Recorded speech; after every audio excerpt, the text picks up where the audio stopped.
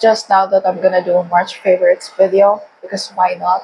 And I only got the time to do it right now. And I'm probably gonna post it mid-April na talaga. But yeah, March comes in like a lion and out like a lamb. It's the month where I took my midterms, where I went to Baguio. I had my birthday. A lot of things happened during March.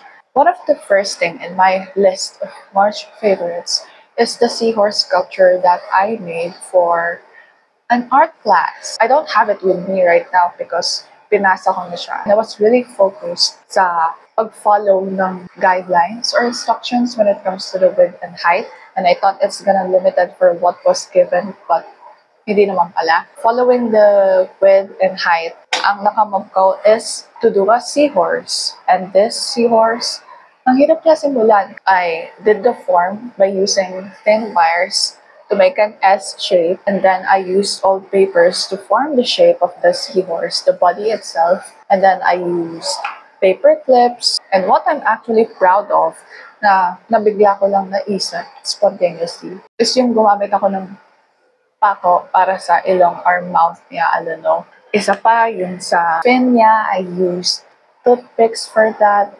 I used plastic bag and yarn for the water-like texture under the seahorse. Second one is this white hand fan. I enjoy putting cologne over this pamaypay so that sa init ng panahon, the smell doesn't stress me out. I don't know, but I like using hand fans or I like holding hand fans. I always do it like this. Pag masikip sa jeep, ganon. Pag may pawis ako sa ganon. Pag may pawis ako sa leeg, ganon.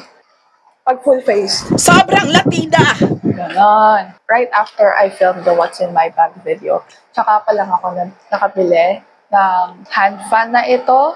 Ang gusto kong bilhin is a plain hand fan. But then, I'm kind of into like white and flowers, so I did get this. And I don't know, nung inisip ko dati, para siyang tita, pang mother, ganyan. Pero it does indeed mother. The third one is my full white outfit sa Baguio. That's gonna be like my favorite outfit the most that I've worn in March because it's also only the time that I actually went out, you know, especially for a vacation. I finally used that jacket na mainit suotin. Normally, the only thing that is thin for that or presko is yung sandal na suot ko ng loob. That's why I'm glad that I wear that on Baguio. Hindi ko kasi alam kung ano yung weather sa Baguio before kami pumunta doon, kaya yun ang pinili kong outfit. Sunod is yung Tangled-inspired bag na pagkaka-decorate or organize.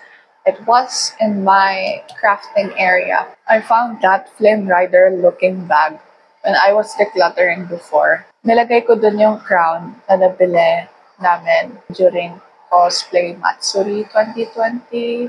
Yeah, 2023. No, 2022.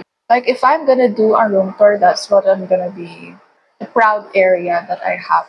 Pero now, that's also the place where I put the bags that I don't usually use. The next one is this crown. Dahil I come across the Tangle-inspired bag and crown, naalala ko, oh my god, we do have a crown at home. Why am I not wearing it? Because I only wore this during last year, my birthday, when I took pictures, and that's it. And I didn't use it anymore again. And I didn't have any events to wear this again or anything. So I don't need to go to pageants anymore because I already have a crown at home. The next one is Kiat Kiat. This is my favorite food to eat. I am more likely to eat this than nothing during merienda because I get hungry right after lunch and I don't have any food choices that much. Why I eat this is because it's summer. I'm trying to make myself to like more fruits than usual. Kasi during my birthday week, I ate a lot of sugar, spice, and everything nice. My skin hurts. Kiat Kiat is there to the rescue. Kiat Kiat is there when I'm hungry.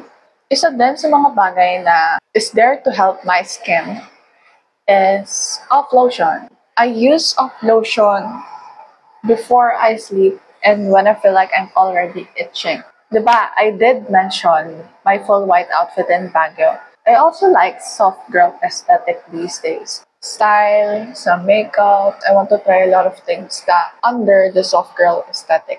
Kahit sa music din, kapag maghuhugas ako, gagawa ko ng chores, ako'y kinigaw sa shoujo music or soft girl na kanta. Dave, Viva Dubi, sino pa ba? Tommy February 6. Somehow nasanay ako sa tunog ng Kami-sama Hajime Masta, kaya I like soft girl aesthetic too now. Next one is my keychains, especially the rose floret keychain. Kasi every time na nagpapalit ako ng bag, nililipat ko din itong mga keychain ko. Dalawa lang sila right now. Last time I used like yellow or pink tulip. Right now I'm using rose floret keychain. When I go out, people actually sensory thing this. Both of them are very fluffy. It also makes my bag a little bit soft girl. That's why I love it too. Last but not the least, the kabaliktaran of soft girl, we have Solo Leveling, the anime. Right after I finished watching the 11th episode ng Solo Leveling, sobrang cliffhanger, sobrang bitin. That's why I decided that I'm gonna read the manga. And buti na lang yung manga color. It's a lot easier to visualize what is happening, even though madaming labanan doon. Gusto ko ulit i-rewatch yung anime once it actually is already finished. I only have 10 March favorites. It's not a lot. And I even think na this is so gulo at the same time. But yeah, I am into trying new things these days. This April, that's kind of like my theme of the month. Experimentation. Hope you enjoyed. I'm gonna eat this ket again. Bye.